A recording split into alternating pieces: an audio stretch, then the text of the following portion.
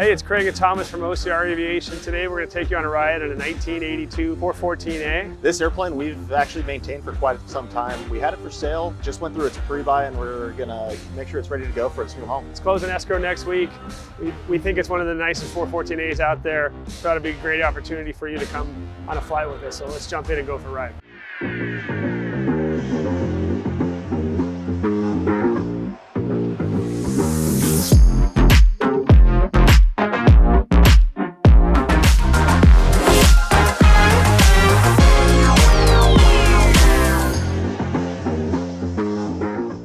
We're going to check on the flight is the pressurization system. We found a few little leaks, so we're going to do an IFR departure, get on top, and then we'll be a VFR. We'll climb up to 10.5 with this pressurization system. We can set it below sea level.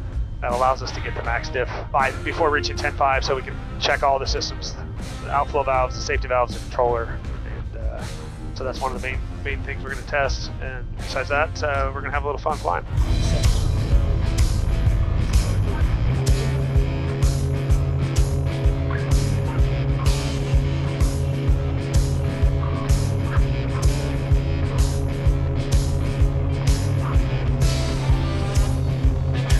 Watching the pressurization, still holding pretty good. We're going to see if we can get all the way to max diff. We're pretty close now, and then we're going to check what happens when we pull the power back to cruise. Those are the two big things to check.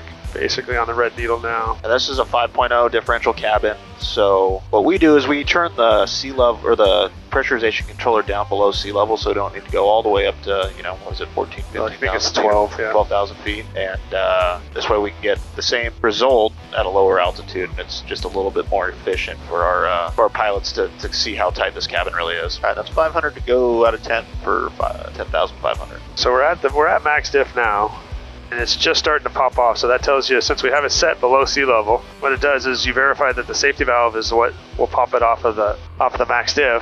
So you check two things there: the pressure goes all the way to max diff, and then you check the safety valve is, because you're not set it at a lower altitude, that the safety valve is doing its job, not allowing it to overpressurize. So that checks that, and then we'll pull the power back once we get to cruise. And we'll see at reduced power setting if it's still able to hold that max diff. And then if it does, we'll check the controller, make sure it's working by setting it to a higher altitude. And then going from less to higher, make sure that the needle corresponds correctly. So far, that's looking good. We also checked all the hots. All the hots were working good on this airplane. We checked the boots. The boots are good. Lights are all good. So all of the basic systems are good. AC's good. We already checked the heat on the last flight. So now, last thing for us to do is check that and then enjoy this awesome panel like you were talking about earlier. Up here at 10,500, just going to discuss the panel a little bit here. We've got dual G600s TXIs that are absolutely a fantastic piece of equipment. You can zoom in and out kind of with your fingers. They've put the updated processors in there. So compared to like the old G1000 or something like that, it's so much faster. Very capable equipment with quite a bit of functionality in them that makes any kind of owner-operator, puts a lot of situational awareness for any owner-operator. It's also got two GTN 750s. Those are WAS-capable GPSs, so LPV approaches. It's got ADS-B traffic in and out. Craig and I were just discussing this little arrow that points towards the closest airport.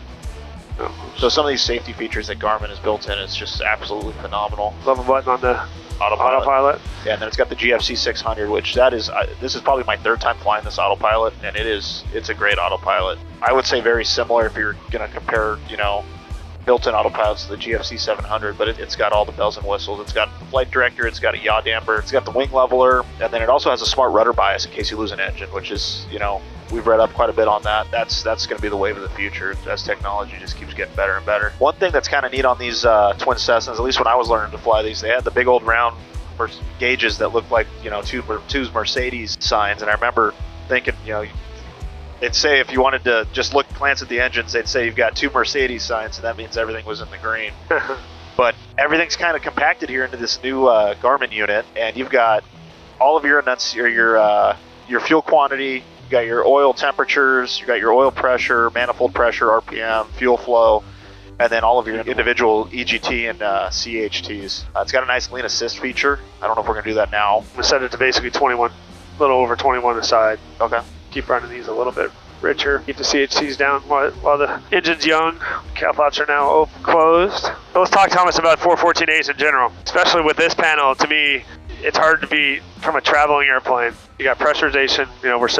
We're at 10.5. When I fly these airplanes, anything over 100, couple hundred miles, you're going to go up into the low 20s. Yeah, like I'd say 19 to 23 is kind of its happy spot. You still have a cabin that's below 7,000 feet. You're going to get 200 plus knots. You're going to burn 21 a side. So, at 103 gallons per tank, you're talking a 4-hour airplane, right? With reserve, doing 200 plus, you're easy an 800 nautical mile airplane in a pressurized cabin with, depending on how it's configured, pilot in 6 or 7 people. May not be able to get all that in there with the fuel full unless they're a bunch of little kids. But it's got a good trade-off between, range and useful load, especially with, you were talking about earlier, with this avionics package, you probably gained 100, 150 pounds of useful load by getting all that old equipment out of there. For me, I don't fly the big jets like you, but I fly a Mustang, we fly a King Air, we fly a bunch of other stuff. But from a stable platform, for IFR platform, to me, 414s and the 421s, twin Cessna models in general, are just really stable. Yeah. IFR platforms, easy to fly, and then you put a GFC 600 in it, and it's like it's a joy to fly. You can't get better avionics in this airplane. Yeah. You really can't do much more. I mean, maybe add speed brakes or strakes, but yep. That's about it.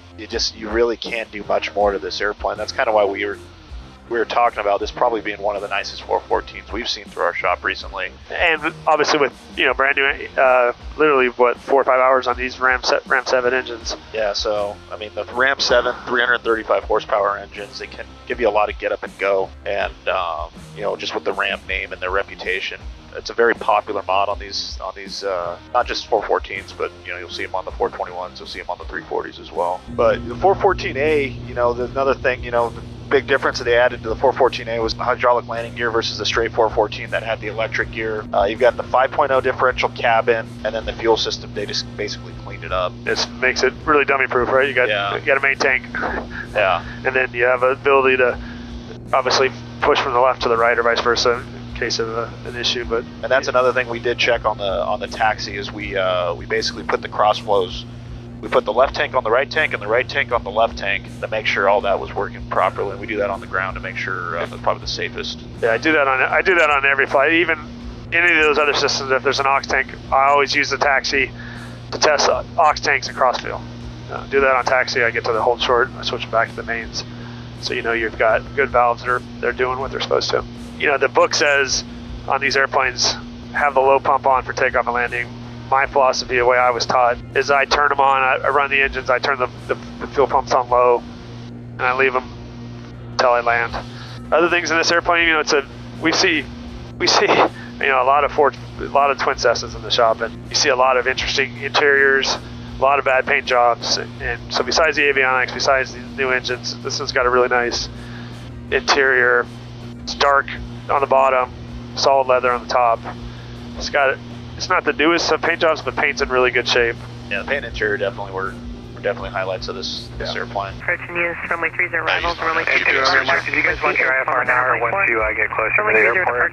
I just want to get a little bit closer. I think we can maintain VFR now, but I think they were just calling 3100 over, so we'll just need to get through that later. All right, Thomas, we picked up an IFR clearance into Long Beach. We're on a 350 heading down to 4,000. What is it, 3100 overcast? It is 3100 overcast. Winds were just light out of the southwest, and the ILS is out of service at Long Beach right now, so we were planning on doing it anyway, but we're going to do the GPS 30, and since these are WAS capable, you can do the LPV approach with it. One thing to mention on these, pretty much any of these twin Cessnas, whether it be the 310, 414, 421, you'll see Craig here. He's really babying these engines for a couple of reasons. One, my rule on the engine, I just try and given the opportunity, I try and roll them back about an inch, inch a minute, inch every 45 seconds, something like that. Just slowly but surely bring it back down. Yeah, for two real reasons. One, we're still in the break-in period on these airplanes. And two, these pretty much on any high-performance turboed airplane, you got a lot going. going on under the hood, and you'll just see the most longevity out of these engines, and probably the best, probably both best compressions and kind of everything else, you know, and how long you keep the engine running with how well you take care of it. So what I'm getting at is, you know, with these engines, just there's no sudden power changes. Everything's really methodical. It's really planned out, and that's something that we kind of preach both from sales and maintenance. Yeah. To, you know, like I said, there's a lot going on under the hood. We're getting back, and once you, for really, it's about shock cooling the engines. I mean, that's the big thing is. Now we got our CHTs and the EGTs down to a level, and we're almost at the manifold pressure we're going to use for the arrival or the approach anyways. Yeah, I think what we talked about this before, but about 21 inches, man, you could fly the approach, probably sit right at 120 knots or so. So I'm going to go ahead and activate vectors to final, 1,600 set, and we barely needed that IFR clearance. Alright, so the pressurization's good, altimeters are set, approach and ATIS we've got. 330, approach is armed. Engine cooldown accomplished, cowl flaps you got set, seatbelt signed. We're going to leave that for now. Lights are set, descent checks complete. And we're 165 knots under gear and flap speed, so everything is looking good, Mr. Thomas. Sounds good. Kind of fun to be back flying into your home airport. Alright, 1,000 to go. At this point, I'm going to fly the needle. I'll go gear and flaps at about a dot, 3/4 of a dot above. You're out. To go down. Here comes the needle. Let's see how this autopilot handles it. Look at that.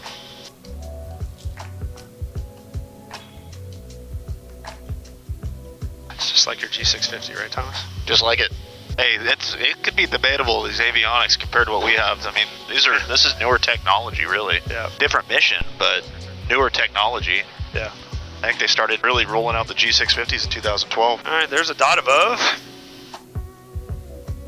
All right, final is clear for 26 left, so you're looking good. All right, we are clear to land. That checks. Got a little bit of a left crosswind coming in.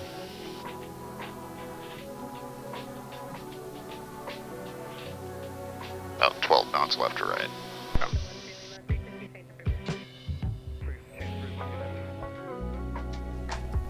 All right, we're below the glide path. Checks. Runway's made 3 green. At the center line. So I'm mad at it. thought you wanted to see it.